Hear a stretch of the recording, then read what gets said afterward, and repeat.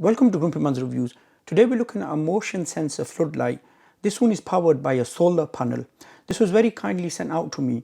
I have also reviewed another light from this company. I will link it in the description box below and in the pop-up card if you want to watch that. I will link this down in the description box below if you want to pick this up. Before we start, if you find the video useful, a like would be appreciated. Any questions, ask me in the comment section below and subscribe to watch more reviews. Look at the box, just letting us know it's with the panel and the light. Some information on this side. It comes with two mounts, one for the light and one for the panel. The one for the panel that is rotatable to 360 degrees and 90 degrees. The one for the light, it's 360 degrees and 60 degrees that way. Okay. Same on that side, and just a bit of writing at the back there.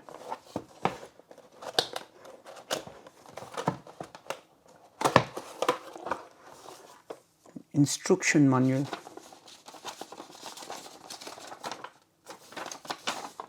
This light has 4 modes. You'll know what mode you're in by the indicator on the light. Mode 1, it will go red, 10% for 5 hours, and PIR on 100% for 10 seconds. And then we've got mode 2, it turns green, just letting us know what it does there. Mode 3 will be red and green. Mode 4 is red plus green and it'll blink. Mode 4 is good for mounting the light in a shed or anywhere like a barn or something. Leave it on mode 4.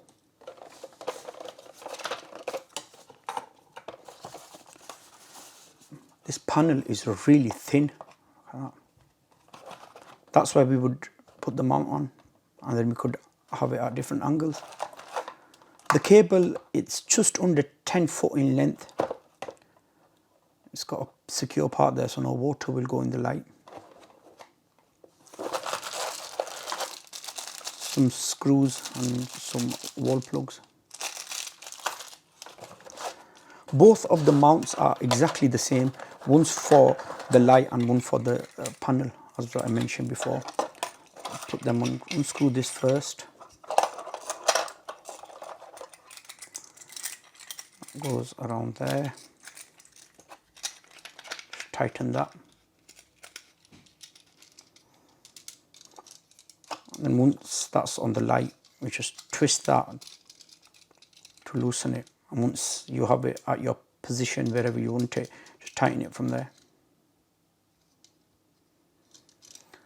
At the bottom, it has the 3 holes for the screws. That's where the cable would go from if you want to neaten the cable up. Okay, onto the light. The light is Ip65 Waterproof. It has a built-in 2200 mAh battery, and as I mentioned before, it has 4 modes. The indicators are there. I will try my best to show you the indicators, but because this light is really bright, my camera will start adjusting, but I will give it a go anyway. So the PIR sensor, the LED lights, that's what it looks like from the top and bottom on the side. It's well made, this light. At the back, it's got a single on-off button, which is waterproof. The thread for the mount, cable, that end would go into the panel. I'll show you now. It goes like so. So that's waterproof now, but I would still recommend on some waterproof tape.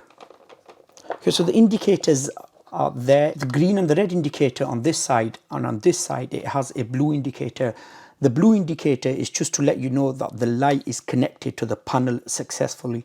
I'm going to turn the light on now. If I move my hand there, it's red. So that's the first mode. Just move my hand there. If I push it again, that will go green now.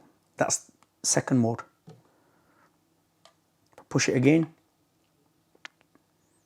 red and green. That's the third mode. Just move my hand there. It's really responsive.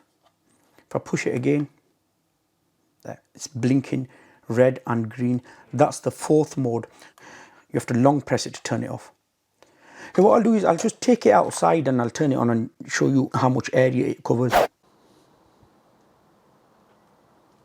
Just point it towards the camera.